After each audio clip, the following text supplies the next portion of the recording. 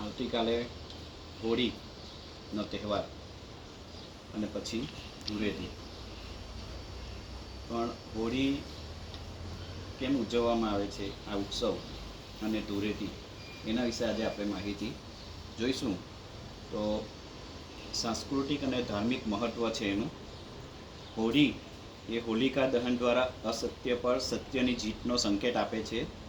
ભગવાન વિષ્ણુના ભક્ત પ્રહલાદને મારવા માટે હોલિકા આગમાં બેથી પણ પ્રહલાદ બચી ગયો અને હોલિકા બળી ગઈ.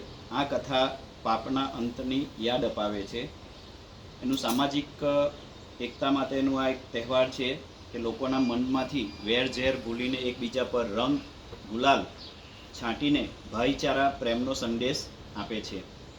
અને વૈજ્ઞાનિક રીતે અને ઋતુગત મહત્ત્વ હોળીનું શું છે, તો હોળી શિયાળાના અંત અને વસંત ઋતુની શરૂઆતના સમયે હોળી આવે છે. અને હોલિકા દહનની ગરમી અને વાતાવરણમાં ફેલાતી શુદ્ધતા બેક્ટેરિયાનો નાશ કરે છે.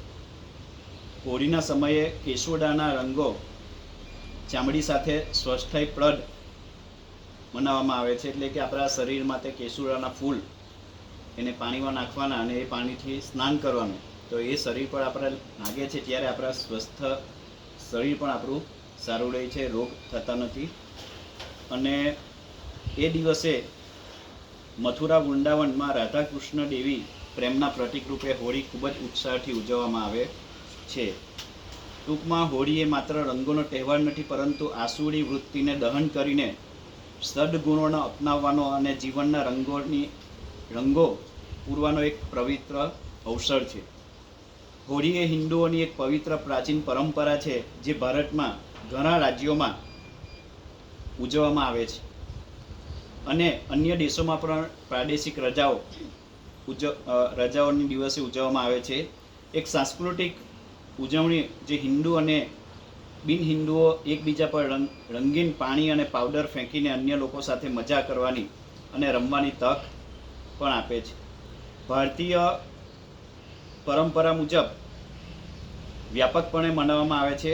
હોળી શિયાળાના અંતમાં હિન્દુ ચંદ્ર સૌર કેલેન્ડર મહિનાના છેલ્લા પૂર્ણિમાના દિવસે ઉજવવામાં આવે છે, જે વસંત ઋતુ ઋષિઓને ચિહ્નિત કરે છે, જેના કારણે તારીખ ચંદ્ર ચક્ર સાથે બદલાય છે. એટલે આ દિવસે ખૂબ જ મહત્ત્વ છે.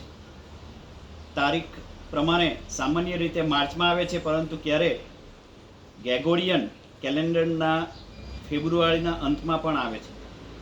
આ તહેવારના ઘણા હેતુઓ છે, જે સૌથી મુખ્ય તે વસંતની શરૂઆતની ઉજવણી કરવામાં આવે છે. 17મી સદીના સાહિત્યમાં તેને ખુશીની ઉજવણી, સારા વસંત પાક અને ફળદ્રુપ જમીનની ઉજવણી તરીકે પણ ઓળખવામાં આવે છે.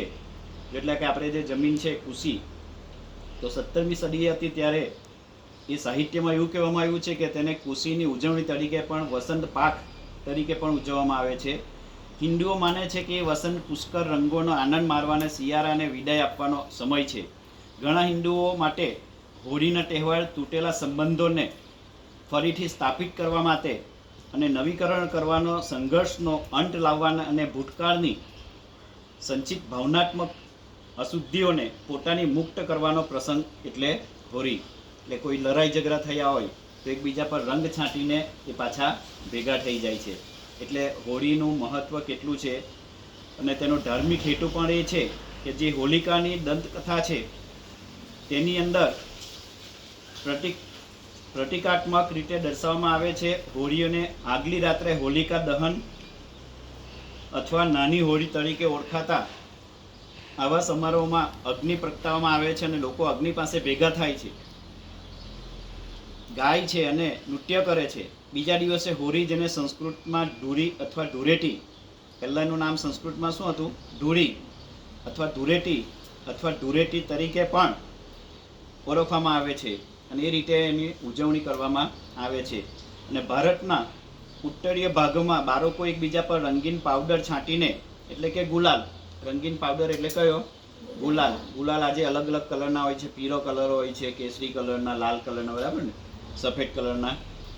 એ ગુલાલ છાંટીને હસે છે અને ઉજવણી કરે છે, જ્યારે પુખ્ત વયના લોકો એકબીજાના ચહેરા પર સૂકા રંગનો પાવડર એટલે કે ગુલાલ લગાવે છે. ઘરોમાં આવનારા મુલાકાતીઓને પહેલા રંગોથી ચીડવવામાં આવે છે. પછી હોળી સ્વાદિષ્ટ વાનગીઓ બનાવીને હોળીના દિવસે જમાડવામાં આવે છે અને એ દિવસે ગુંજિયા, શક્કરપારા, માતરી અને દહીંવડા, મીઠાઈઓ અને પાણી પીરસવામાં આવે છે. રંગોથી રમ્યા પછી એને સફાઈ કર્યા બાદ બધા લોકો સ્નાન કરે છે અને સ્વચ્છ કપડાં પહેરે છે અને મિત્રોને પરિવારને મળવા જાય છે. હોલિકા દહન જેમ કામ દહન એટલે કે ભારતમાં કેટલાક ભાગોમાં ઉજવવામાં આવે છે. આ ભાગોમાં રંગોના તહેવારને રંગપંચમી પણ કહેવામાં આવે છે. શું કહેવામાં આવે છે? રંગપંચમી. અને તે પૂર્ણિમા એટલે કે પૂર્ણ ચંદ્ર થાય પછીના 5મા દિવસે ઉજવવામાં આવે છે. હવે આજે હોળી છે તો એનો ઇતિહાસ શું છે એ આપણે જોઈશું કે હોળીનો તહેવાર એક પ્રાચીન હિન્દુ તહેવાર છે, જેની પોતાની સાંસ્કૃતિક વિવિધ અને ગુપ્ત કાળ પહેલા ઉદ્ભવી હતી, એટલે કે ઉદ્ભવી હતી.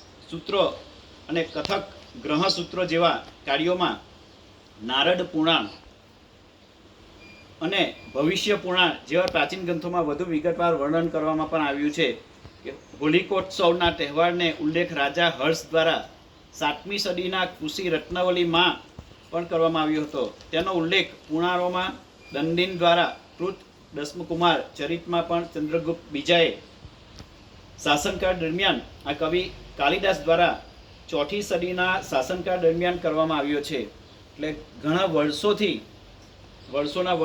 આ હોળી ઉત્સવ ઉજવવામાં આવે છે. હોળીમાં પણ હોળીનો ઉજવણીનો ઉલ્લેખ કરવામાં આવ્યો છે.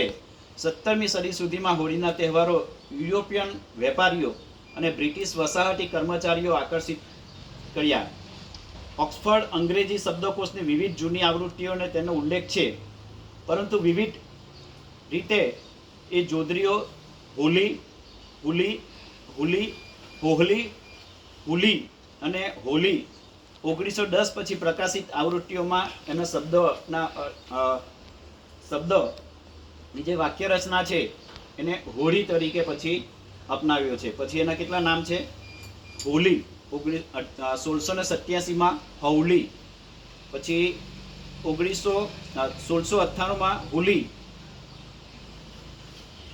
પછી 1809માં પણ હોલી હતું અને 1910 પછી એને હોલી તરીકે શબ્દ સ્વીકાર્યો છે. બરાબર. ધૂળેટી એ હોળીના બીજા દિવસે એટલે કે ફાગરવદ એકમના દિવસે ઉજવાય છે. તે રંગો પ્રેમી અને વસંતના આગમનનો આનંદમય તહેવાર છે. આ દિવસે લોકો એકબીજા પર અબીલ ગુલાલ અને કેસુરાનો રંગ છાંટે છે. અસત્ય પર સત્ય એટલે કે પ્રહલાદની જીત થઈ હતી અને નકારાત્મકતાનો નાશ કરે. પરંપરામાં ભાઈચારાનો, ખુશીનો માહોલ અને પ્રેમનો સંદેશ ફેલાવે છે. અને ધૂળેટીનું મહત્વ શું છે કે સામાજિક એકતા. ધૂળેટીના દિવસે જ્ઞાતિ જાતિ ભેદભાવ ભૂલીને સૌ એકબીજા પર રંગો છાંટી અને ભાઈચારાનું પ્રેમનું પ્રતીક છે એ પણ બતાવે છે. અને રંગનું સ્વાસ્થ્ય કે રંગ દ્વારા આપણના સ્વાસ્થ્ય પર શું અસર થાય છે કે આ તહેવાર વસંત ઋતુમાં આવે છે. એટલે પ્રાચીન સમયમાં કેસુડાના ફૂલના રંગોનો ઉપયોગ થતો, જે સ્વાસ્થ્ય માટે લાભદાયક અને ત્વચા માટે પૌષ્ટિક માનવામાં આવતો હતો. કેસુડાના ફૂલ આપણે બધા જોયા છે, કેસરી કલરના આવે છે. બરાબર. તો એને પાણીમાં બોરી રાખવામાં આવે અને 2-3 દિવસ પછી એનો રંગ આખો કલર બદલાઈ જાય છે. બરાબર. અને એનું કેટલું બધું મહત્વ છે. નકારાત્મકતાનો નાશ હોળિકા નવી શરૂઆત કરે છે. શિયાળાની વિદાય અને વસંત ઋતુના આગમનને આવકારવા માટે તહેવાર ઉજવાય છે કે જે પ્રકૃતિમાં રહેલી રંગોની ઉજવણી છે. આ પ્રકૃતિ છે એના કેટલા રંગો છે. દરેક ઝાડના કલર, આ પાનનો કલર કેવો છે? લીલો. પણ બધા પર ફૂલ અલગ અલગ થાય છે. એટલે રંગોત્સવ. બરાબર છે. પછી અને કામદેવના પુનઃજન્મ એટલે કે શિવજી દ્વારા કામદેવ ભસ્મ થયા બાદ સાથે પણ સંકળાયેલી છે. ટૂંકમાં ધૂળેટી એ જીવનમાં રંગો ભરીને પ્રેમ, સ્નેહ અને સામાજિક સમરસતાને સંદેશ આપતું પર્વ છે. અને હોળીના બીજા દિવસે ધૂળેટીનો તહેવાર ઉજવવામાં આવે છે. આ વખતે 2 માર્ચ ધૂળેટી છે. એટલે બીજી માર્ચ એટલે કે આવતીકાલે ધૂળેટી છે.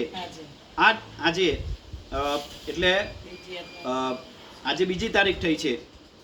આ દિવસે સવારથી સૌ કોઈ નાના મોટા એકબીજા પર અબીલ ગુલાલ તેમજ નિત નવા રંગો છાંટે છે. રંગોની વર્ષામાં તરબોળ થઈને પોતાના ઉત્સાહ અને આનંદ વ્યક્ત કરે છે. કેટલાક લોકો આ દિવસે ભગવાન શિવને યાદ કરી અને ભાંગનો નશો પણ આનંદ કરે છે. ભાંગ પીને એનો પ્રસાદ લઈને આનંદ કરે છે. ધૂળેટીના તહેવાર એકબીજાને ગુલાલ લગાવીને રંગ છાંટવો સામાજિક મેર મિલાપ અને ભાઈચારાની એકતાનું પ્રતીક છે. રંગની પિચકારી અને ગુલાલથી રમવાની પ્રથા તે સંકેત આપે છે કે હવે ઠંડી ઋતુ પણ પૂર્ણ થઈ ગઈ છે અને ગરમીના દિવસો ચાલુ થઈ રહ્યા છે. તેથી હવે ગરમ પાણીથી નહાવાની કોઈ જરૂર હોતી નથી. આપણે ઠંડી લાગે ત્યારે આપણે શું કરીએ છીએ? ગરમ પાણીએ નહાઈએ છીએ. પણ હવે વસંત ઋતુ ચાલુ થઈ છે એટલે આજથી બધાએ ઠંડા પાણીએ નહાવાનું હોય છે. નહાવાની કોઈ જરૂર નથી હોતી ગરમ પાણીથી. હવે ઠંડા પાણીથી નહાવા કોઈ નુકસાન થતું નથી. હવે અલગ અલગ જગ્યાએ હોળીનો ઉત્સવ મનાવવામાં આવે છે. એમાં હોળી ધૂળેટીનો ઉત્તમ ઉજવણીનો રસ ચાખવો હોય તો વ્રજભૂમિ જેવી ઉમંગભર ભૂમિ ભારતમાં નથી. અહીંની ધૂળ પણ આ દિવસોમાં ગુલાલ બની બ્રિજ બારને તોફાને ચડવા ઉશ્કેરતી રહે છે. વ્રજનો પ્રત્યેક બાકો, છોરો, કાન્હો અને પ્રત્યેક છબીલી છોડી રાધા એના પહેરવેશમાં આ દિવસે ગુલાલ બનીને મહાલે છે. એટલે કે આ બરસાની લથ્થામાર હોળી છે જે રાધા કૃષ્ણના પ્રેમની વાતો કરી છે. અહીંયા હોળીના વિવિધ લોકગીતો જેવા કે ફાગ, ધુપડ, ધમાર, રસિયા, રંગ કે ડબકી, હોળી જેવા ઋતુઓનું વ્રજના દરેક નર નારીઓ મુખેથી લયબંધ રીતે આ ગીતો ગાય છે, નૃત્યો કરે છે, ગાયન વાદન કરે છે, લોકગીત ગાય છે. રસિયાઓ એવું માને છે કે ત્યાં આ હોળીના તહેવારના ગરબાઓ પણ જે લખાયા છે એ ગરબાઓ પણ ત્યાં ગાવામાં આવે છે. અને સામૂહિક રીતે પણ ઘણા અવનવા કાર્યક્રમો વ્રજભૂમિની ગલી ગલીએ રાસલીલાથી ઉભરાય છે અને બધા કાર્યક્રમો ગોઠવાય છે. ધૂળેટીના દિવસે લોકો એકબીજા સાથે નિર્દોષતાથી હાસ્ય મજાક, કટાક્ષ, વાણી ઉચ્ચાર ધૂળેટીના દિવસે લોકો એકબીજાને સાથે નિર્દોષતાથી હાસ્ય મજાક, કટાક્ષ, વાણી ઉચ્ચારે છે. અબીલ, ગુલાલ, ચંદન, હળદર અને અત્તર તથા ગુલાબજળનો રંગબેરંગી પિચકારીનો ઉપયોગ કરે છે અને એકબીજા પર છંટકાવ કરે છે. ઉપરાંત એકબીજા પ્રત્યે મીઠાશ તકી રહે તે હેતુથી અવનવી વાનગીઓ પીરસવાનો પણ કાર્યક્રમ યોજાય છે. એટલે મીઠાઈ પણ વેચવામાં આવે છે. વ્રજમાં સૌથી વધારે પ્રખ્યાત બરસાનાની લથ્થામાર હોળી છે. બરસાના એ મથુરા પાસે આવેલું રાધાજીનું જન્મસ્થાન છે.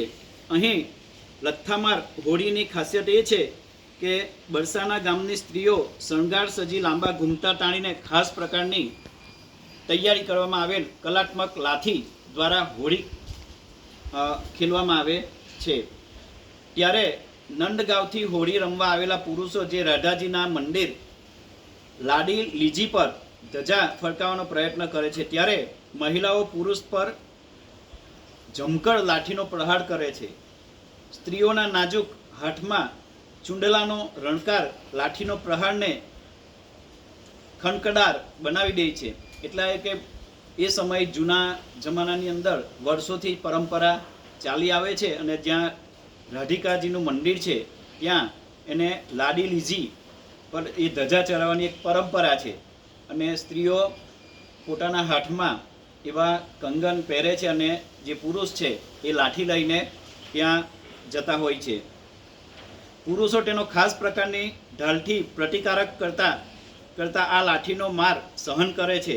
જો પુરુષો આ મારમાં પકડાઈ જાય તો તેમને મહિલાના પરિવેશમાં શૃંગાર સજીને નાચવામાં આવે છે. એટલે પૌરાણિક કાળમાં શ્રી કૃષ્ણને પણ બાળસાનાની ગોપીઓએ આ રીતે નાચ નચાવ્યા હતા.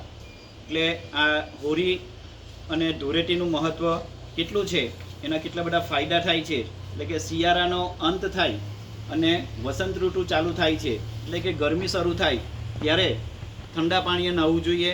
એના કેટલા બધા મહત્ત્વ કીધા છે, બરાબર છે. એટલે આપણે બધાએ 2 દિવસ રજા છે હોળી ધૂળેટીની, તો હોળી ધૂળેટી કઈ રીતે રમવી, શું છાંટવાનું છે? ગુલાલ, બરાબર. બધા શું કરે છે, પાકો કલર લાવે છે, અઠવાડિયા સુધી નીકળે નહીં અને બધા એમાં કેમિકલ જોયેલું હોય છે. એ કેમિકલ આપણના શરીરને નુકસાન કરે છે, બરાબર ને. એટલે અબીલ ગુલાલ છાંટવો, બરાબર. એટલે આવતીકાલે આજે હોળી, આવતીકાલે ધૂળેટી. જે ધૂળેટી એ રીતે રમવી કે અબીલ ગુલાલ છાંટવો, પણ પાકો કલર છાંટવો નહીં, બરાબર છે. એનાથી ઘણા બધા નુકસાન થતા હોય છે. બસ.